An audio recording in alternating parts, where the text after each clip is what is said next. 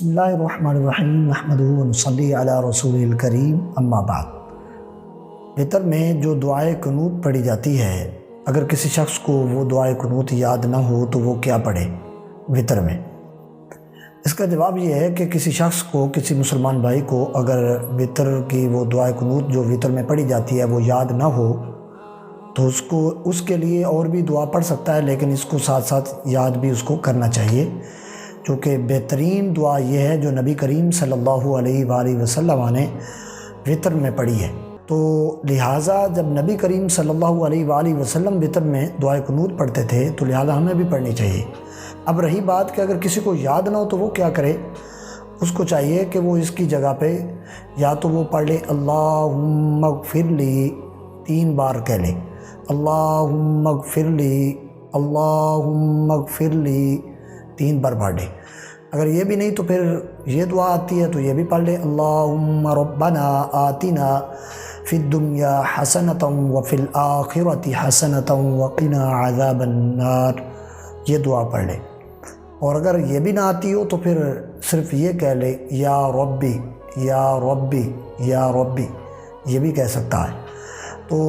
جہاں تک یہ اس کی دعائے قنوت کی جگہ پر دوسری دعائیں پڑھنے کا مسئلہ ہے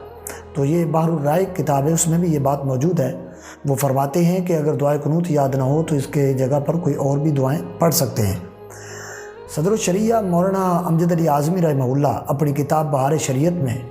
فرماتے ہیں کہ دعائے قنوت کا پڑھنا وتر میں واجب ہے، اس کے علاوہ کوئی اور دعا نہیں پڑھنی چاہیے، یہی یاد کرنی چاہیے اور اسی کو پڑھنا چاہیے، جو کہ نبی کریم صلی اللہ علیہ وسلم کی سنت بھی یہی ہے اور مسنون طریقہ نبی کریم صلی اللہ علیہ وسلم کا یہی ہے کہ دعائے قنوت وتر میں پڑھی جائے۔ لیکن فرماتے ہیں کہ اگر اس کی جگہ کوئی اور دعائیں پڑھی جائیں تو پھر بھی ٹھیک ہے، پڑھی جا سکتی ہیں، اس میں کوئی حرج نہیں ہے۔ مولانا امجد علی اعظمی رحمہ اللہ اپنی کتاب میں یہ مسئلہ لکھتے ہیں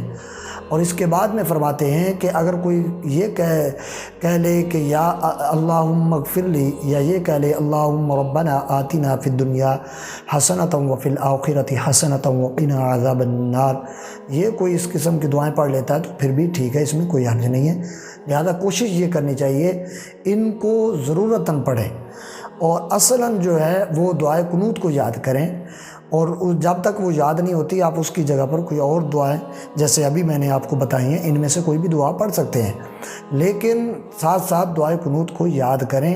جو کہ نبی کریم صلی اللہ علیہ وسلم وتر میں دعائے قنوت کو پڑھتے تھے۔ نبی کریم صلی اللہ علیہ وسلم کی سنت یہ ہے تو لہذا ہمیں اس کو زیادہ ترجیح دینی چاہیے۔ تو دعائے خلاق کائنات کی بارگاہ میں رب کائنات ہمیں عمل کرنے کی توفیق عطا فرمائے، دین متین کو سمجھنے اور سمجھانے کی اللہ توفیق عطا فرمائے۔ آمین۔ وآخر دعوانا ان الحمد للہ رب العالمین۔